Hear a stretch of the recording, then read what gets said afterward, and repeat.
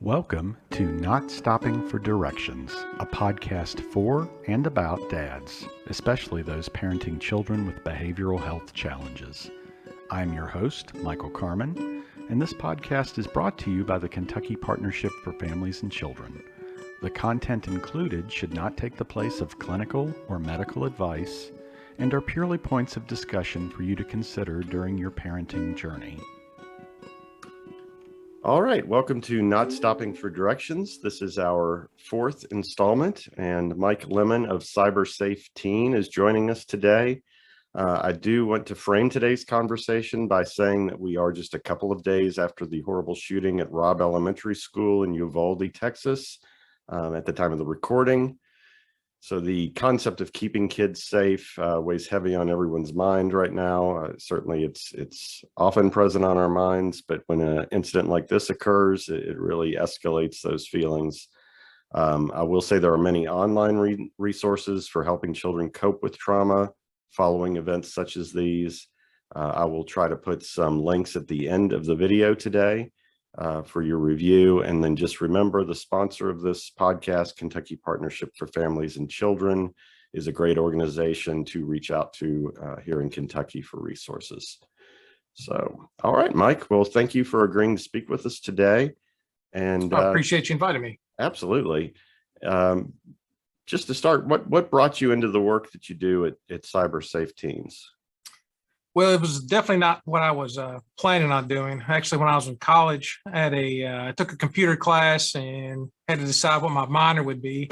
And it was either going to be psychology or the other option would be computer science. And I was like, I'll never use computers because I'm going to be a cop. So why would I take computer science? And then fast forward several years, I was with the Bowling Green Police Department as a officer on the road, made detective, started there, and I was literally the youngest or the newest officer or detective.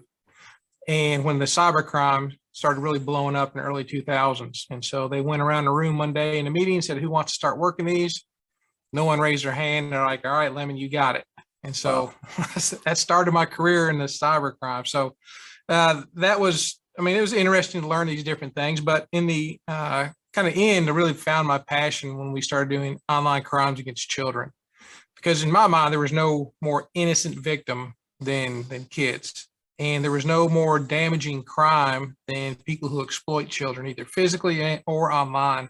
Right. And you're not going to break into a car because your car got broke into. You're not going to turn, your house gets broke into, you're not going to start turning to drugs and alcohol to cope with the pain. But when children are exploited, when they are abused in different ways, they do this. And so in my mind, it's only real crime that causes crime. Good and so, so when I retired in 2015, my goal was to keep investigating these crimes, not as a detective, but to help rural agencies investigate those crimes. Because some of these small departments had these crimes, had these victims or these suspects in their communities, but they couldn't help them. They didn't know how. So I started my company, overall company's Millstone Labs.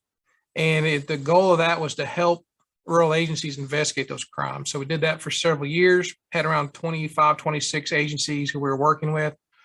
And that was very rewarding, but we had the opportunity to start going into schools and start talking to parent groups about what they need to do to keep kids safe, kind of what the threats are online that their children are facing. Excuse me. And so we really started using those trainings as we looked at those as prevention. And so in 2018, I really just had to make a decision. Do I keep training? Do I prevent these things from happening? Or do I help the police when these things do happen, find the person who did it? And so my mind was, we got to prevent. And so if we do our job well, then and educate the kids, educate the parents, then the police don't have to do the job because the child's not exploited. And so we save a future that way. And so since 2018, we've trained around 56,000 parents, students, and youth involved adults across Kentucky.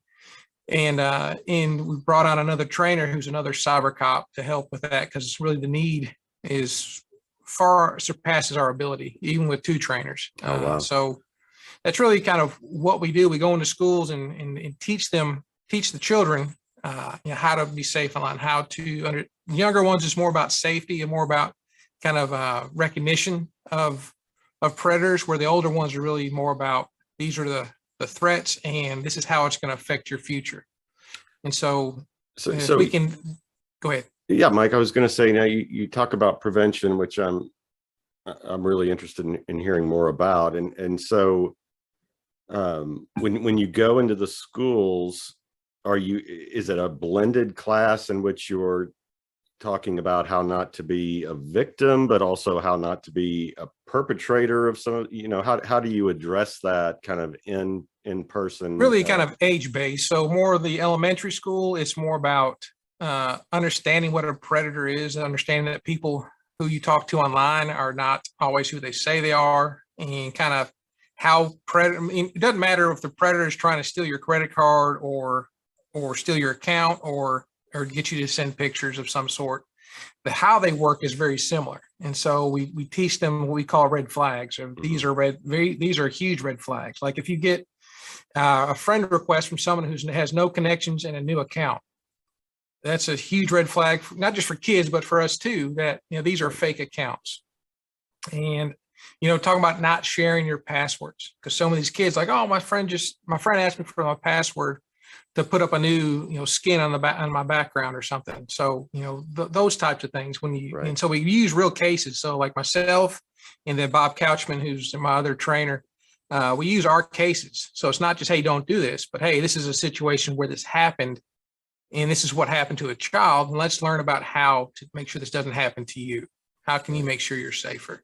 You mentioned kind of these ways that kids can get tricked. And what I guess kind of immediately occurred to me is I spend some time on social media, and I see plenty of adults who get tricked. They share something that, looks legitimate, but just takes a little bit of investigating, and you realize, oh, they've shared something that's completely false. Misrepresenting or what have you, or adults get hacked or give out information to the wrong people. So, all the more complicated for kids who absolutely at a young age. You've seen it. Yeah, you've seen it. Like you just said, you've seen parent or people say, oh, like they take a questionnaire. What was my first concert? What does that say about you? Or what month were you born in? Or all these different things that when you look at your security questions on your bank account, on your credit card account, on all the accounts, those are the questions they're asking. And so then they're like, oh, how did my bank account get hacked? Well, it's pretty simple. Right. So either you use that as your password, or you've used that as your security questions. Well, Mike, I understand you focus primarily, if not exclusively, on rural schools. Is that accurate? That's generally true. Yes. So we've been in, probably 150, 175 schools, and probably only a handful, probably less than 5% have been in like the larger counties like Jefferson or Fayette. So we tend to focus on rural schools. So what are some of the unique challenges to rural communities and kids online in rural communities? Really, a big challenge is just getting people there. Like we spent, myself and and Bob Couchman, we spent a week and a half between the two of us in far eastern Kentucky. And so just getting people to come there is just a physical problem to get people there.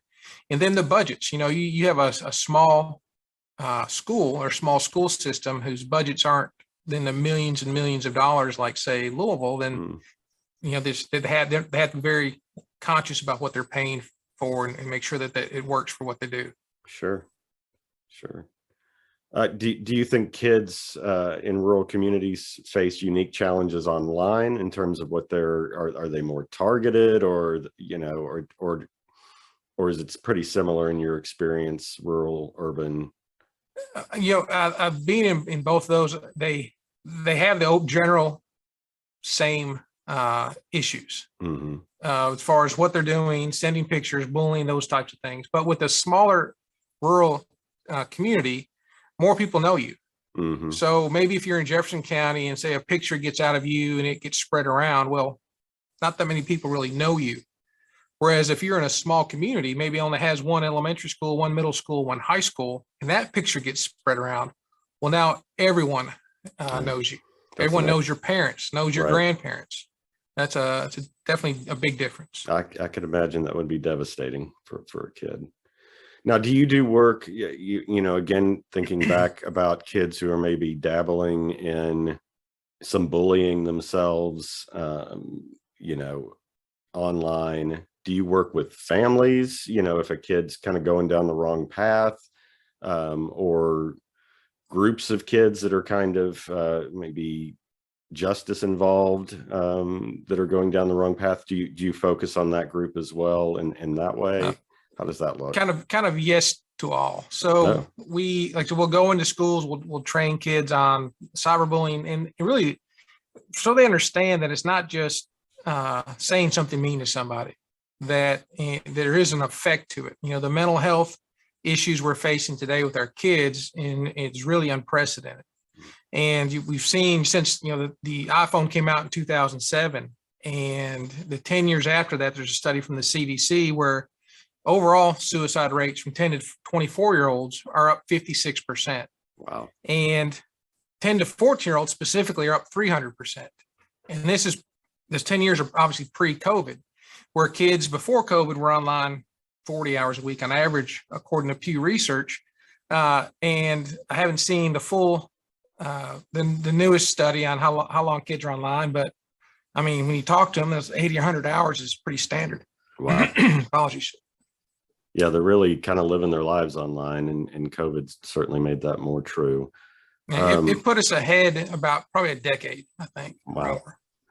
Do you think kids struggle with the concept of how permanent what they do, say, post can be on the internet? Do they comprehend that? Do they understand that once it's out there, you can't unring that bell?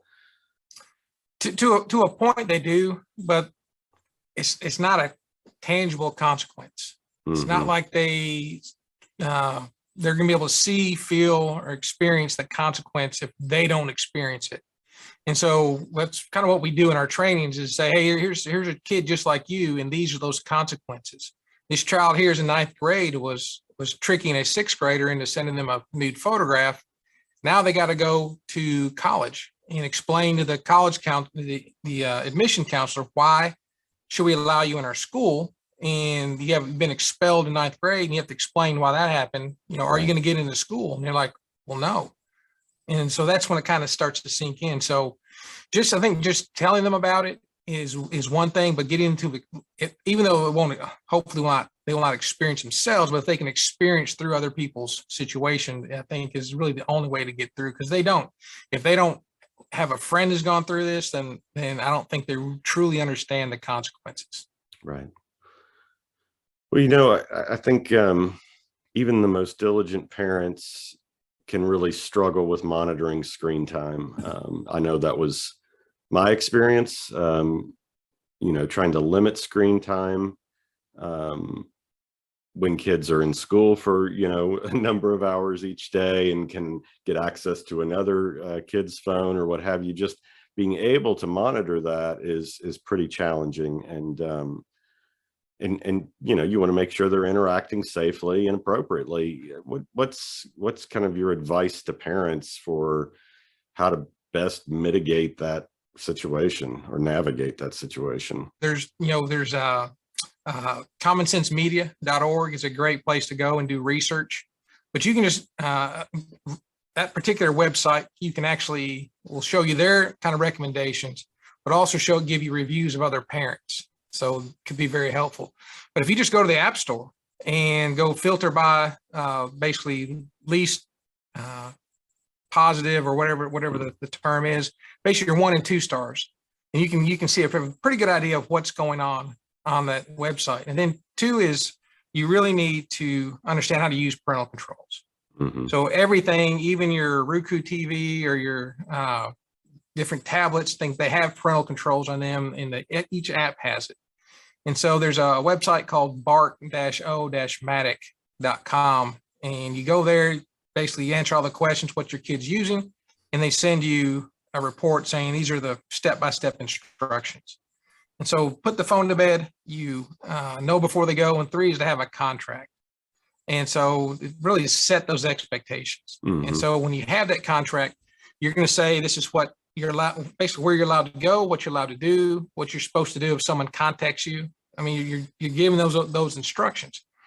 And because so many times, we don't just throw our keys to a 16-year-old and say, good luck to you. Mm-hmm.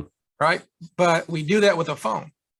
And so we should expect children, if we're not giving them restrictions, if they don't know the rules of the road of how they're supposed to act, then just like we were when we were 16, the gas pedal's pretty fun sometimes. Right. And so same thing with an app. So giving them the kind of the rules of the cyber road with the contract of what they're expected of them and what's expected of you is really kind of the third piece to that. And all that can be done with no technology. And even if you don't even understand how to sign into your email, you can do those 3 things. Gotcha. So the organization that sponsors this podcast, Kentucky Partnership for Families and Children, they work with parents who are parenting kids with behavioral health challenges. They work also with transitional age folks who have gone through behavioral health challenges or continuing to have those challenges.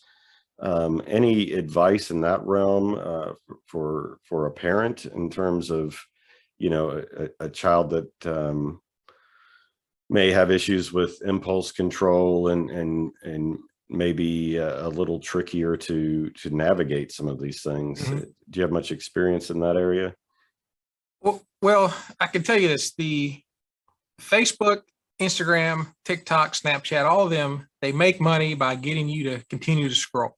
Right. Because the more you scroll, the more ads they can show you. So it's free because people are paying to put ads in front of you and hopefully you'll buy their product. And so they spend a lot of money figuring out how to get you to stay on there as long as possible. And so some of these platforms like Instagram, Meta, which is the parent company now, they were getting ready to come out with an Instagram for kids. And the whistleblower came up and said, hey, we've got these internal reviews to where it says 1 in 3 of the girls who have body issues found that being on Instagram made it worse. Wow. And so understand, when your child's online, they're going to see bullies, they're going to see violence, they're going to see drugs, they're going to see things and people doing things that don't have the same family values that you have. And they're designed to keep your kid on there as long as possible. So if they have impulse control, then understand they are designed for the average person who doesn't have impulse control to stay on there as long as possible. And so if you have impulse control, you want to be on there even more. If you have body issues, it's going to make it worse. Social media is not the cause of a lot of those issues, but in my experience, it's really the gas getting thrown on the fire. So if you have those issues and you're allowing your child to be on social media just however they want to with it, without having rules and kind of restraints of when they can be on there, then you really said you're throwing gas on the fire that it's already burning in your home. Right. Wow. That's a good way to put it. I guess everything's just faster, right?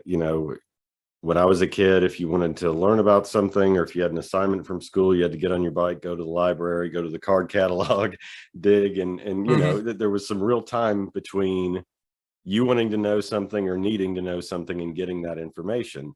And that was good or bad, if you wanted to get into some trouble or what have you, there was some time between the thought and getting into that situation. And I guess one of the things that good and bad about the internet is information is just there, and it's there immediately and instantly, and it's a lot for parents to manage for their kids, because it changes so often. Right. So what kids are using today in 6 months may not be the same. I mean, where you think of like a TV show or something, it may be popular for years. An app mean, if you get 6 months out of it, then you're doing pretty well. Right.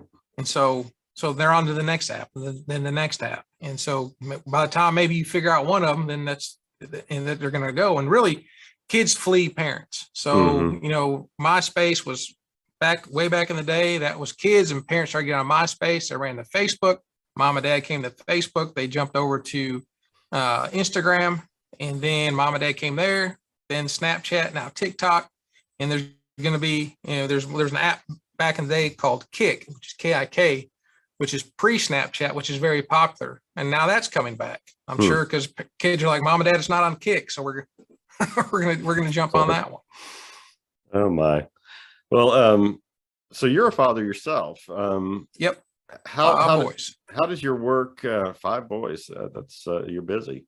You're busy at work and at home. Well, how does work impact your home time and parenting? Is it difficult to turn off the work, or does it inform your parenting? Tell me about that a little bit. It is. I mean, the things that I've had to see and do and be a part of, I mean, that's nothing that you're just going to walk away from. And kind of this job is helpful to me because I get to kind of give back. I get to do something to help the problem. But really, home is where peace is. And so, yeah, absolutely. I'll take stuff home sometimes, but I very intentionally try to not take things home. Try to not, whatever happened, or, even when I was still working as a detective, when I'm home, I'm home. It's not always easy, but we try to as best as possible. How does it impact your kids' relationship with social media and that sort of thing? They know what you do, right? Yeah. Oh yeah. So they know. So, is it a challenge to them, or, or have they picked up, well, there's some real problems here I need to be aware of? How does it impact them? So my kids are still rather young. So I have a twin 10-year-olds, a 5-year-old, and twin 10-year-olds, and 8-year-old, and twin 6-year-olds. Oh, wow. And so they're still too young to be on social media. That actually there is a legal age to be on social media. It's 13. Right. But it's not.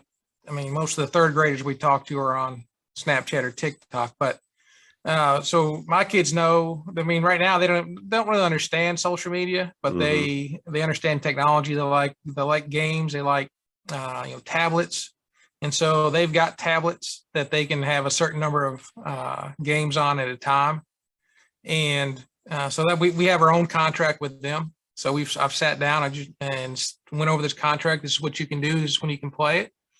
And because we tried, especially with boys in gaming, if I think they would stay there all day, all night if we would let them. So we have to, as parents, control when they have access to it, because they can't control it. Again, games are the same way. They have people that specialize in the mental health side of things, or the mental side of things, to say, how long can we get these kids to play?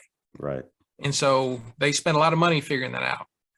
And so as for us, like right now, that's where they're at. So they got tablets. The older boys, the 10-year-olds, they like to play Minecraft. And so we let them play Minecraft. But again, none of those are connected to the internet. None of those have the ability to connect with other people. They're on-device games. Right. And so they're already asking, when can I get a phone? When can I get a phone? I was like, 13 we'll talk about it, but it's going to be whenever you need to have a phone. Right.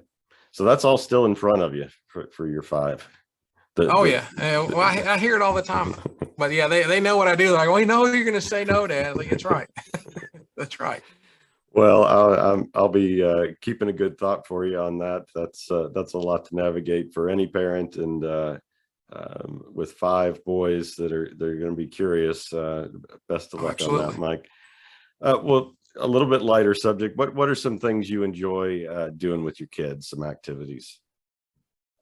Really enjoy just spending time with them, specifically outside. So we go fishing, we go hiking. We have 40 acres, so we go hiking in the woods. We have a little pond out front, and we'll go to the lake. We'll go to ponds, and we like to go to the beach, and we fish off the beach a lot and do pretty well there.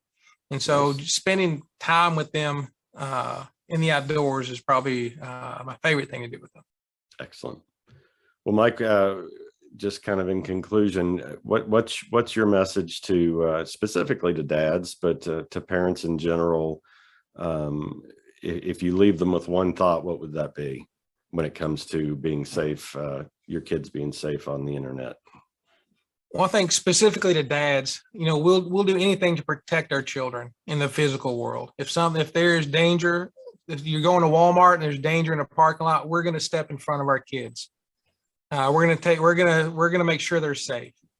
But when it comes to the online piece, we have a Facebook group of 5,000 parents called Cyber Safe Families, and it is 90% women.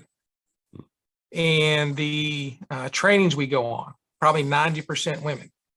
And so as dads, we're more than happy and we feel driven to make sure our kids are safe in the physical world.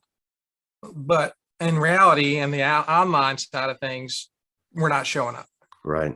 We're not showing up. You're singing my song there, Mike. I mean, that's why this podcast exists. I'm not employed by Kentucky Partnership for Families and Children. I used to be a number of years back, and we the same kind of thing. We do a lot of work with parents, but the overwhelming majority, have been moms. And I think too, part of it is dads are less used to talking about feelings. They're less used to talking about kind of touchy-feely things. They see a problem, they want to fix a problem. They forget that there's steps in between finding the problem and the solution sometimes. I'm guilty. Yeah, me too. Me too. So, we've tried a number of things to kind of engage with dads, knowing, as you said, that dads want to keep their kids safe and that their kids are very, important part of their lives. So, yeah, we're trying the podcast because I think it's kind of a low risk way for a dad to, he can be on the treadmill or driving to work and listen to this and maybe have some things come to mind that wouldn't otherwise, or have some things that are difficult or that they're struggling with right now, that this could be a resource where they don't have to show up and be live and in person in a group setting or what have you, or on a Facebook group. So I appreciate you taking the time to join us, and I am hopeful that the more we do these, it's definitely kind of picking up with a little bit of word of mouth, and I hope it gets in front of a lot of dads and really kind of moves the needle on that a little bit, on participation. Excellent. This side. Appreciate everything you're doing too. That's awesome. All right, Mike. Well, be sure and send me an email, some of those links, including your links and your Facebook group and some of those resources you mentioned, and I'll add those at the end on the video. Just have a little stream of resources for folks who tune in. Excellent. Sounds great. Definitely will. All right, Mike. Well, again, I appreciate your time, and you have a great evening.